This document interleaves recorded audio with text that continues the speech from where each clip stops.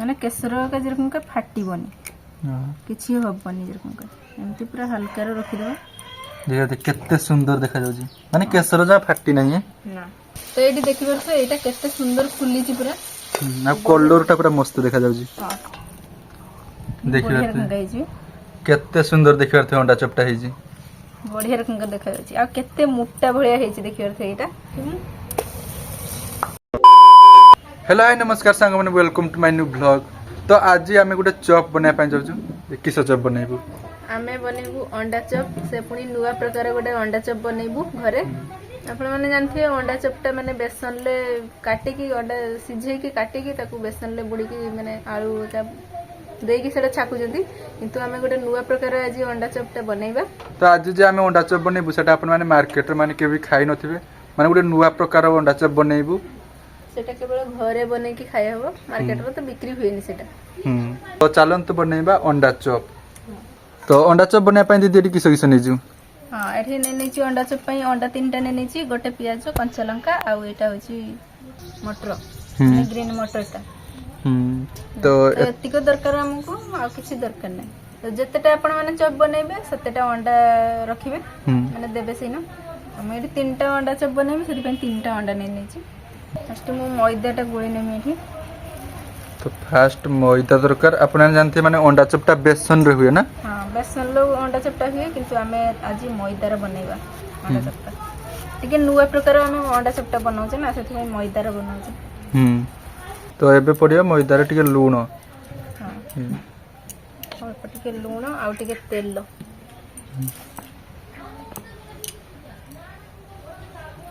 और पटिके तेल देकी एटा गुळा जीव ना। हां आ एटा खाया पे बहुत टेस्टी लागियो एटा थरे जदी आपण माने बनाती अंडा चपटा हने आउ मार्केट रे जो अंडा चपटा से अंडा चपटा खाइते इच्छा हबनी और पटिके पानी दी की एटा गुळी दबा हमें। तो एबे एटा दळा सरी जायछि मैदाटा एटा को एबे बेली दबा। तो एठी मु तीनटा अंडा नेछि सेथि पई मु 6टा एठी माने आटा मैदा गुळाटा बनै नछि। तो जतेटा अंडा ता डबल माने गुळा लागियो मैदा गुळाटा माने गोटे अंडा रो दीटा मैदा गुळा लागियो ना। हां तो सेही अनुसार आपण माने नेबे 1 2 3 4 5 6 एठी 6टा ने नेछि मु। तो तीनटा अंडा पे 6टा मैदा गुळा ने नेछि एगुडा को एबे बेली दबा। बड़ बना बेला हबनी एटे छोटिया छोटिया टिके बेला हबो। आ एटा बेसी भी पतला हबनी टिके मुट्टा रहिबो। तो देख पाते एमती दीदी बेली देजी मैदाटा। हां सेमती बेली की सब गुडा को हमें रखि दबा। तो एटी सब रुटी नाही बेला सरी गलानी देखि परथबे और लास्ट टा बेला होजी। हां तो एबे सब रुटी गुडा का बेला सरी गला एबे बनेबा अंडा चॉप ना। हां तो एबे एगुडा को काटी नबा प्याज और कंचा लंका चुन चुन की काटी दबा प्याज देखिए तो एमती प्याजटा काटी नेबे पूरा माने छोटे छोटे पीस करी काटिबो ना। हां पूरा चुन चुन की काटी दबा एटा आ लंकाटा भी गुल गुल भलिया काटी दबा चुन चुन करके। लंकाटा भी छोटे छोटे पीस करी काटना है देखिए से एमती बेसी लंका लागिबो ना मतलब एति के जो आउटे काटी दे राग टिके हेने भल लागियो चपटा। आ ई नुवा प्रकार अंडा चपटा बनैते हेबो माने संगे संग गोटे गोटे बनै के संगे संग कढारो माने भाजिते पड़ियो सेटा। तो सेति पई मु कढाईटा बसे दीची चुलार आ गैस भी लगे दीची एबे गोटे गोटे करी के छाकी दबा। एटा बेसी तेल लागिबोनी अल्प तेल रे एटा हे जिवो बहुत सुंदर किंतु लागिवो। तो एठी आपन को दीदी देखाइ दबो माने अंडा चपटा केमती माने तैयारी होबो। हां तो प्रथम गोटे ताटिया दरकार तो। हां ए ताटियाटा नेची प्लास्टिक ताटियाटा। हां टिके छोटिया ताटिया भी नेने होबो मैं एठी छोटिया ताटिया नेची आपण जदी बोर्ड बनेबे ताने बोर्ड नै परियो ताटिया। तो ए ताटिया ऊपर मु मैदा आटाटा रखि दूची मैदा रोटीटा एमती रखि देबे ताटिया रे। हां टिके इटा गहिरा कर दबा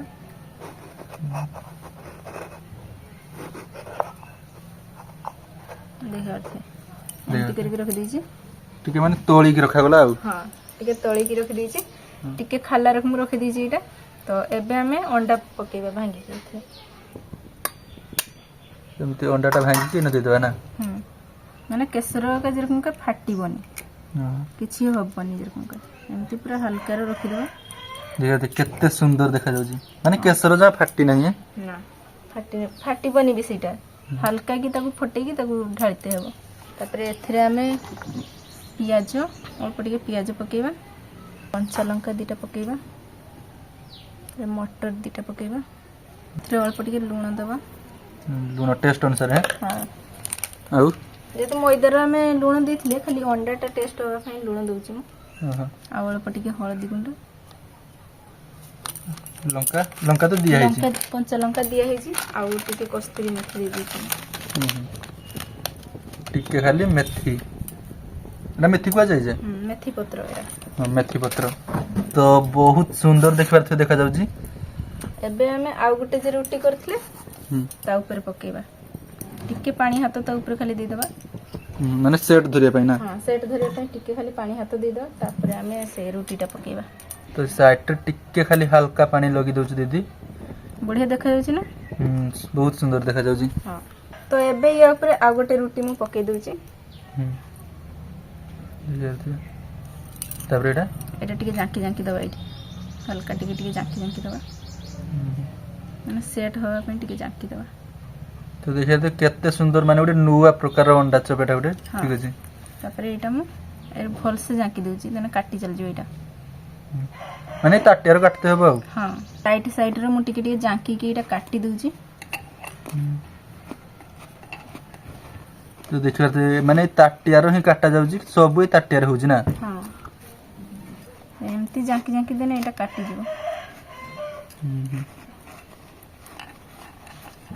तो बहुत सुंदर काटी भी गला ठीक अछि ठीक धारुआ ताटिया हितने टी भल से काटी थंदा ना हां धारुआ ताटिया हितने काटी ही जानता भल की किंतु एटा काटी के माने सेटा अलगा ही थांता एटा अलगा ही थांता माने बाहरी पड़थांता ओहो तो टिके खाली उसरिया ताटिया ने ता भीतर जांकी के भल के सेट करी के काटते हबो तने एटा पड़ीबनी खुलीबनी एटा हां एबे कोडाटा गरम हेलानी एबे तेल दे के हम भाजीबा तो ये अंडा चप भी माने छक्का हो नहीं हां माने बेसी तेल भी एथरे खर्च होबनी ना अल्प तेल रे हे जीवो एटा ताटिया से एरकम का माने पके देते बसैना तो खुली दूची रे टिके हाथ रो खुला जीवनी है ना हाथ रो खुली होबनी एटा पड़ी तो एमती करी कि ता फुल्ली जीवटा बड़े रकम कि ना हां हां हां तो टिकेटा भल भाव रे बनेबे ठीक अछि देना जाय कि एमती पूरा परफेक्ट अंडा चप होबो नहले खुली जाय पारे भी हां हां एटा संगे संग गोटे गोटे बनै कि गोटे गोटे छत्ते हेबो देखो थे केते सुंदर पूरा फुल्ली थी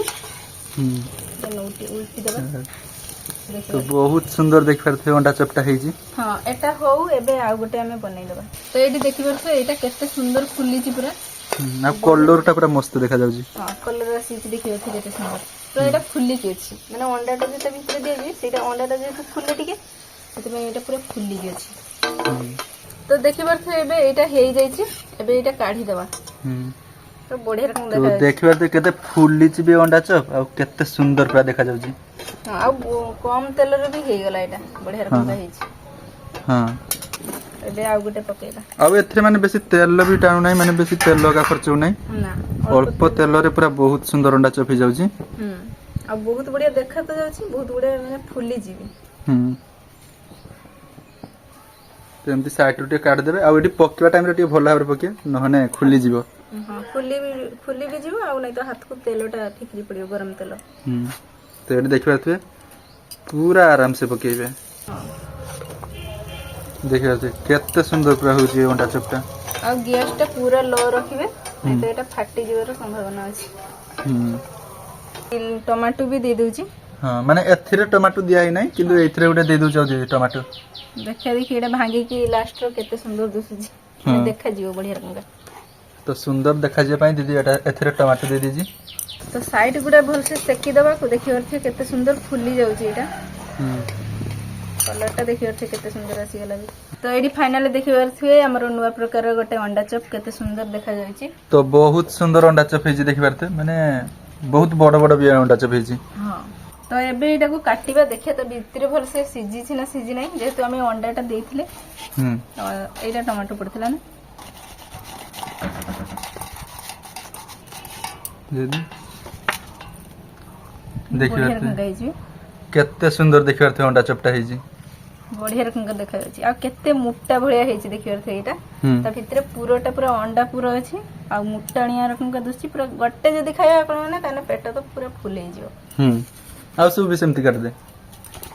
ତ ଏମିତି ସବୁ ଅଣ୍ଡା ଚପ୍ କାଟିଦେବା ମାନେ ଗୋଟେ ଯଦି ତିଆରି କରିବା 2 ଜଣ ମଣିଷ ଆରାମସେ ଖାଇପାରିବେ। ହଁ ତ ଏଟା ବି କାଟିବା ଦେଖିବା। ଏଗୁଡାରେ କିନ୍ତୁ ଟମାଟୋ ଦିଆହେଇନି। ହଁ ତ ଆପଣ ଚାହିଁଲେ ଟିକେ ଭେଜିଟେବୁଲ ଦେଇକି ଟିକେ ଭଲ ଭାବରେ ଏଟା ବନେଇ ପାରିବେ। ଏଟା ବି ବହୁତ ସୁନ୍ଦର ଦେଖାଯାଉଛି। ହଁ ଏଟାରେ ଆମେ ଟିକେ ଟମାଟୋ ଦେଇଥିଲେ ସେଥିପାଇଁ ଟିକେ ଲାଲ ଲାଲ ଦେଖାଯାଉଛି ଟିକେ ଟିକେ। ହୁଁ ସବୁ ଗୁଡାକ ଆମେ କାଟିଦବା। ଏଇଟା ବଢିଆ ରକମ ଦେଖାଯାଉଛି। ହୁଁ ଏଇଟା ପୁରା ମାନେ ତା କେଶରଟା ପୁରା ମଝିରେ ଅଛି ଆଉ ମଝିରେ କାଟିଗଲା କେତେ ସୁନ୍ଦର। ତ ଦେଖିବାର ତ ବହୁତ ସୁନ୍ଦର ଦେଖାଯାଉଛି। ତ ଏବେ ଟେଷ୍ଟ କରିବା ଦେଖିବା କେମିତି ଟେଷ୍ଟଟା। ଆଉ ୟାର ନା ଆପଣ ମାନେ ଯାହା ବି ଦେଇପାରିବେ ଅଣ୍ଡା ଚପ୍ ବା ଅଣ୍ଡା ପୁରୀ। ତ ଦେଖିବା ଗୋଟେ ଖାଇନା ତ ପେଟ ପୁରା ଫୁଲ ହେଇଯିବ। ତ ଦେଖିବା ବହୁତ ବଢିଆ ଲାଗୁଛି। ଏମିତି ଯଦି ମାର୍କେଟରେ ବନେଇକି ବିକ୍ରି ହୁଏ ତାହେଲେ ପୁରା ସେଲ୍ ହେଇଯିବ। ବହୁତ ସୁନ୍ଦର ହେଇଛି ଅଣ୍ଡା ଚପ୍ ଦେଖିପାରୁଥିବେ। ଆଉ କାଟିଦେଲା ପରେ ବି ବହୁତ ସୁନ୍ଦର ପୁରା ଭିତରେ ସିଝିଛି ଆଉ ଭଲ ସେ ପୁରା ହେଇଛି। ତ ଆପଣ ମାନେ ବି ଏମିତି ଅଣ୍ଡା ଚପ୍ ଘରେ ବନେଇ ପାରିବେ ଯୋଉଟା କି ବହୁତ ସହଜରେ ହେଇଗଲା।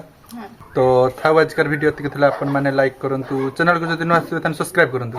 ରହୁଛି ଭାଇ।